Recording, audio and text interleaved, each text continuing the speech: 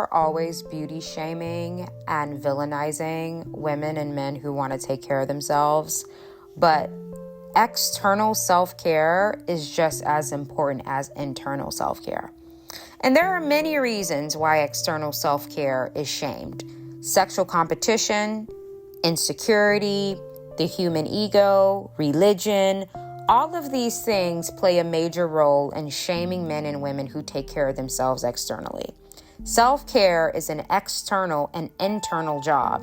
However, humans don't have a problem with internal self-care. They only have problems with external self-care. And it doesn't matter how old you are. It doesn't matter how old you get. People will always have sometimes this weird feeling towards you taking care of yourself externally. That's why a lot of times when a woman is older of age and she's going to go and get some laser done to maybe remove the sunspots on her face, people feel like, oh God, she's so vain. She's so shallow. She's going to go and get the sunspots off her face. Yeah, she's 65. She has sunspots. That comes with age. She has the money to remove them. What's the problem with that? If she removes the sunspots, and she feels a lot better about herself in the mirror because the sunspots are not there, and it gives her an increase in her confidence, why is that wrong? Why is it wrong? It's because people don't understand that external self-care also counts. It's not just taking care of yourself internally. External self-care also counts, but they don't want you to do that part. Why? Because sexual competition, the human ego, insecurity, and religion. As a Christian woman myself, you're going to get called Jezebel if you take care of yourself. So go ahead and get prepared. Go ahead and prepare yourself for the Jezebel accusations. Go ahead for people to say that, you're a Jezebel, you're a witch because you're a Christian woman that takes care of herself. You like to look good. You like to feel good. You are Jezebel. Go ahead and prepare yourself for that. It's all about the human ego. The human ego, because humans are visual, right? And humans lie about this all the time. Humans say that, beauty doesn't matter, looking good doesn't matter. Okay, so then why do women prefer to choose a man that's handsome? If beauty doesn't matter, why do women give beautiful women a hard time? If beauty didn't matter, why are you more comfortable with your husband working with a woman that's not attractive as opposed to him working with a woman that is attractive? Why would it make you more comfortable if your husband worked with a woman who's not attractive? It makes you more comfortable because you know what beauty does. It draws people in. When she walks in smelling like vanilla perfume and she walks in smelling like roses and her hair's curled and she looks good and her body looks good in her bodycon work dress, that's going to be a problem. That's why you prefer if he doesn't work with her and he works with someone that's less attractive. Because beauty is important to people, which is why they shame you for taking care of yourself. They will shame an older man. A man will be in his 70s, in his 60s, just at the gym pushing weights, and you'll see the younger men kind of looking like, why is he there? Well, he can still walk. He has his mobility.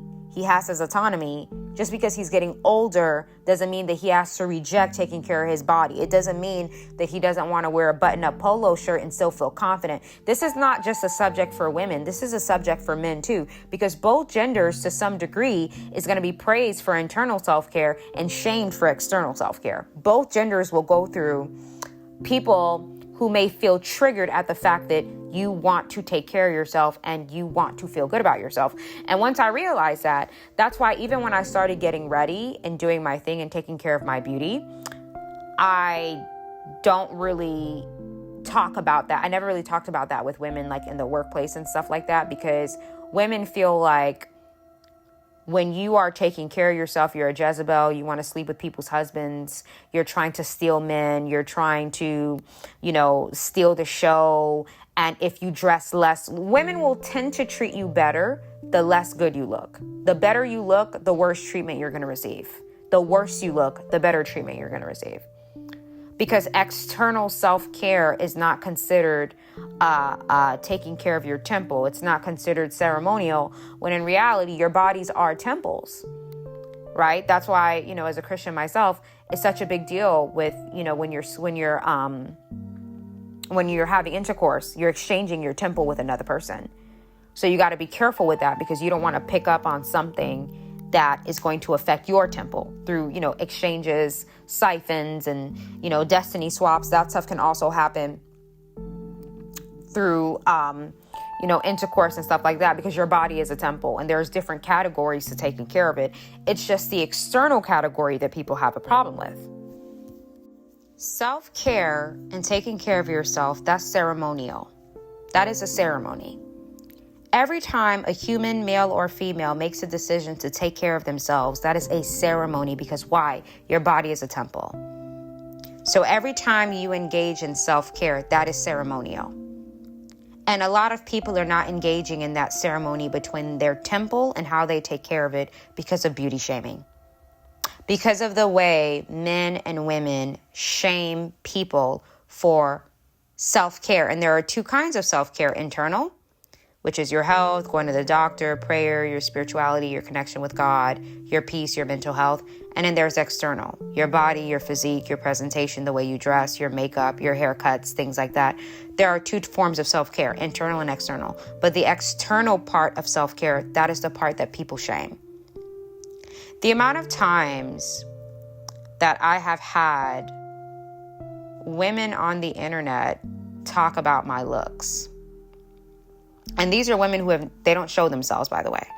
So where I come from, it's not fair game to talk about someone's looks and your looks can't be judged, right? If you're going to degrade somebody and talk about their looks and nobody knows what you look like, that's not really fair game, right? Because we live in a society of beauty shaming, where when a woman takes care of herself, it is seen as an insult to people. So they want to pick apart the way that you look without looking at themselves in the mirror, right?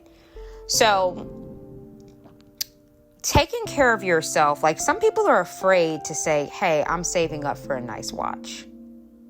Some people are afraid to say, yeah, I had some kids. My boobs I feel like they're a little flat and I want to go and get them done. Some women are not comfortable enough to tell other men and women, hey, yeah, I got a boob job. I got a breast augmentation. They don't even want to say that because people don't respect external self-care. They don't respect taking care of yourself externally, taking care of your temple internally, and doing what's needed to increase and enhance the way that you look, right? Some men get called pretty boys. That pretty boy word is a word used to shame men who take care of themselves. When I was in high school, the guys that were quote unquote pretty boys were just the guys that kept up with getting their haircuts and were ensuring that they stayed in shape and they smelled nice because they got really good cologne. Those are like the ball players on the football team that had the fresh cut, that would always get a nice tape. We called them a tape back then. They would get their tape done and it was perfect. Their hairline was perfect. They smelled good. They would get the new shoes. They would have the nice watches. Back then, it was the G-Shock watches. When I was in high school, it was a G-Shock. If you were a dude and you had a G-Shock, you were that dude. You had all the girls. All the girls are flocking to you because you got the G-Shock on. So the guys with the fresh cuts, the G-Shock watch, the Abercrombie perfume that they begged their mom to get them for $35, their nice Nikes. What do we call them back then? It wasn't really Jordans. It was Nikes. It was different. The different name of the Nikes. Those guys would get villainized by the other dudes and get called, yeah. I know you're weak, pretty boy. I know you're weak, pretty boy. They would get called pretty boys because they took care of themselves. It's not that they weren't masculine. They were very masculine. But the fact that they took care of themselves, that was a problem. They had to get shamed for that. So what I've learned is, as you get older in life, when you take care of yourself, that is a beautiful thing. That is not anything to feel bad about, but people will make you feel bad about it. I am one of those women where internal and external self-care is very important to me. The same way I can sit there and have a beetroot, carrot mixed with lime and pineapple red juice and my celery juice that I have all the time when I'm on camera, and I can work out in the gym and lift weights and go on walks and take care of myself and take care of my vitamins. The same way I take care of my temple internally, I take care of it externally as well. Meaning I like to look good. I like to smell good. I like to feel good.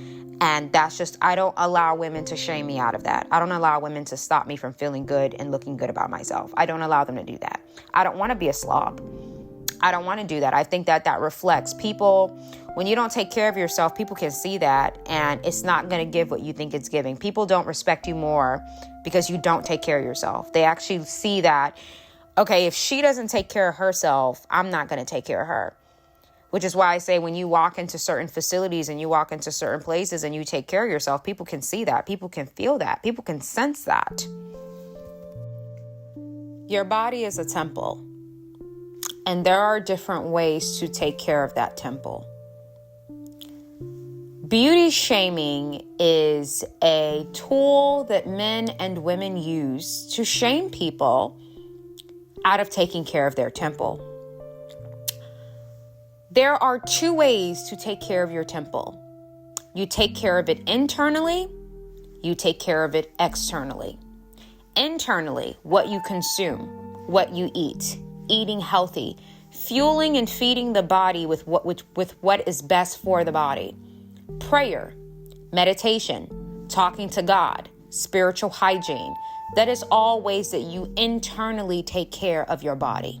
Getting your blood work done, keeping up with your medical records, keeping up with your health.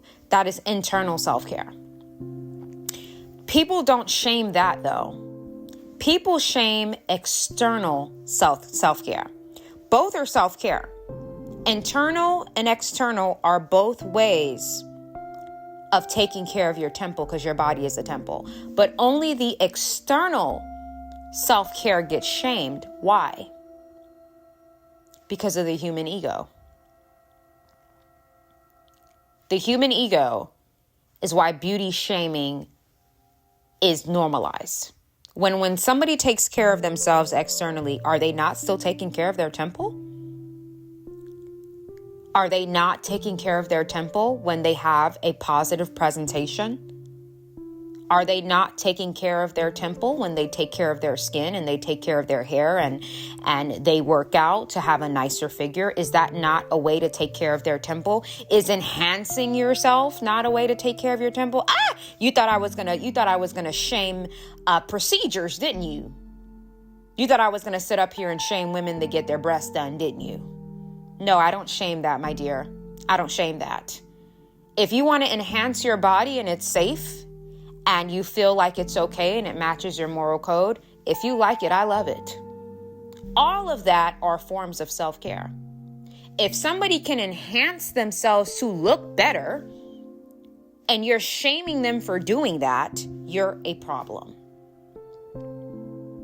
Some people look better with hair extensions, no hair extensions, braids, locks, your hair up, your hair down, your hair red, your hair black. Your hair blonde. Your teeth, you're not too happy with them. They're not straight enough. You go and get some veneers. Big deal. That's fine. You want to enhance your body? You go ahead and do that. It's your temple. You're going to be living in it for the rest of your life. So take care of it internally and externally. Beauty shaming comes in because of people's egos. I remember when I was younger, my friends at the time, quote unquote friends, would make fun of me for being a gym rat. They would say, Mel, you're addicted to going to the gym. You're always at the gym. Every time you want to go out and do something, you're saying you can't, or can we push the time back because you're in the gym? I said, I love the gym because I love to see my body transform. I love to see how strong my body is as a woman. I love to pick up the heavy barrels in the gym because it shows me, wow, I'm a woman, but I'm actually really damn strong. I love to do the weightlifting. I love to see my muscles flex as I pick up the barrel in the mirror. I love to see that because I'm pushing my body to its farthest extent. I am using the body that God gave me, and I am ensuring that I take care of it internally and externally. And you're trying to shame that. Why? Sexual competition. When a woman takes care of her body externally and a man takes care of their body externally, you are now entering sexual competition. You're not trying to compete, But humans by nature, looks are very important to them. People lie about looks. Women lie about it more. But men and women are obsessed with external self-care. They are obsessed with looks. They're obsessed with the way people look. People are obsessed with beauty. They're obsessed with people with nice bodies. They're obsessed with muscles, with physique. They just lie about it. But if they had an opportunity to have it in the snap of a finger, they would snap their finger. So they want to shame you for having it. I remember that every time I would go in the gym, I felt so good. I just felt so happy. When I would sit in the sauna, I felt so happy because I know that by doing this workout, I'm not only taking care of myself internally, because it is helping me with blood flow, with everything, but externally, it's showing as well. I saw a video of a gynecologist, and I'm not pushing that on any woman who may be pregnant, because every woman's pregnancy is different. I saw a video of a gynecologist. Y'all, this lady ran 6 miles. A gynecologist. She was like, 5 months pregnant, and she just posted her running. And I'm like, whoa, that's so beautiful. Like, women are so powerful. Like, you have a baby bump and your body is still able to do that. Like when I saw the video, I wasn't on. And no shade to any woman who may be pregnant. Some women get very sick and they can't do all of that. I'm not degrading you in any way. Some women need to stay in bed as they're pregnant because it's better for them. Everybody's different. But when I saw the video of that woman running the 6 miles around a lake, I was in awe. I fell in love immediately with the whole concept of self-care. It's a ceremony. It's a ceremonial act to take care of yourself. But because it's shamed, men and women shame external self-care, not internal. People don't feel funny about you saying you went to the doctor to get blood work to make sure your health is okay. That doesn't bother people. What bothers people is you coming into work with a face full of makeup. That's where you're going to encounter a problem. Is that not external self-care? Is that not a way of taking care of your temple externally? It is. But external self-care, that is what triggers people, men and women. Men too. I remember I went to a work event one time where we were all hanging out for the Christmas party, and they were passing around pie. And they passed around a slice of pie to one of my my male coworkers. And he's like, oh, no, thank you so much. And he passed the plate over to the next person. And of course, this guy has a nice physique. He had on a tight sweater, so you can kind of see his muscles popping out through his sweater. And what do people do? They turned it into a moment. They made it a moment. How did they make it a moment? Oh, well, we don't understand. Why do you not want any pie? Why are you so obsessed with your physique? You know, you're gonna pass away anyways. You know, it doesn't matter. All because they didn't look the way he did. Him rejecting that piece of pie because he wanted to stay away from sugar. And that point in time, he was on a sugar challenge. And I know that because me and him talked about it, where he told me that he was on a sugar challenge because there was a time I walked into work and I offered him a slice of my apple. And he said, oh, no, Mel, I'm not doing no sugar at all. Like, not even from fruit. I'm on a sugar-free and meat-free challenge. And he just wanted to see how far he could push his body. And they shamed him for that because he looks pretty yummy, if you ask me. He looked really yummy. Okay. So that's what I'm saying. It's people want to shame you out of external self-care.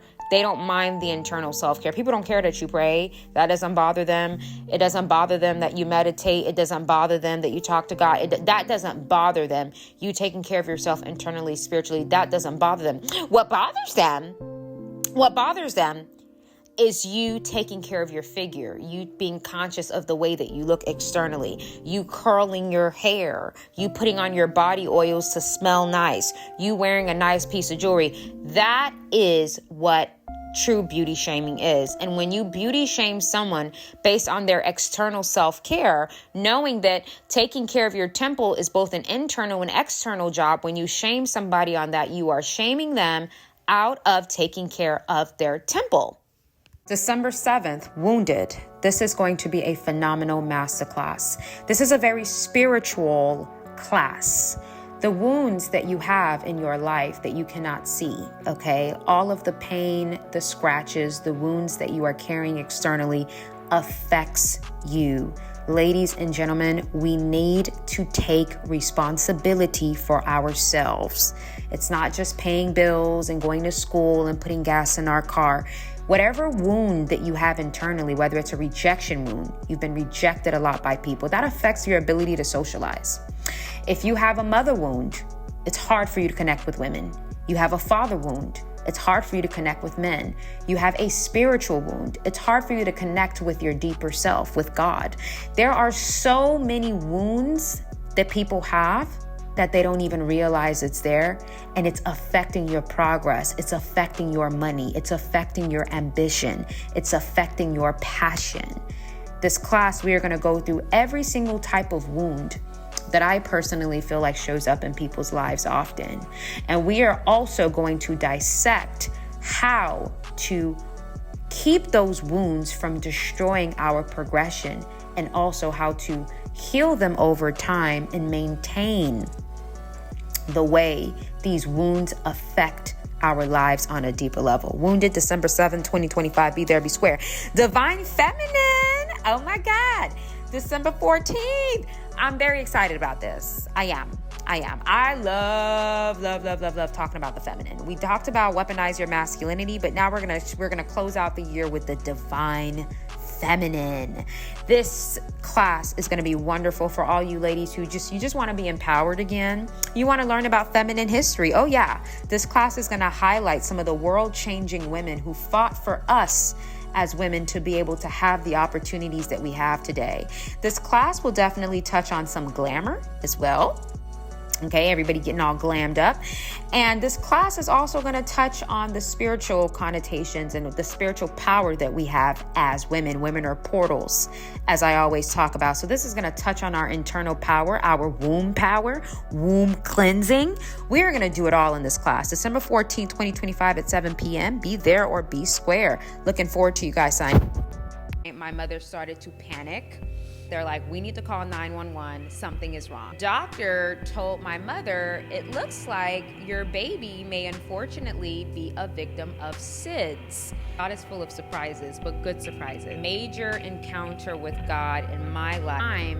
That was the Holy Spirit warning me and giving me signals about a warfare that was. He's never going to lead you in a path that is going to end in your demise. No way. It's important to keep pushing, keep praying, and keep believing, even when you don't see a way out. And because something is right with you, that's why you're getting attacked a lot. God speaks to us through people, through dreams, through scenarios, through feelings that we get, our discernment showing up. You got to take God serious. You got to keep God at the center of your life at all times. I'm going to walk away from God because of these experiences that I've had.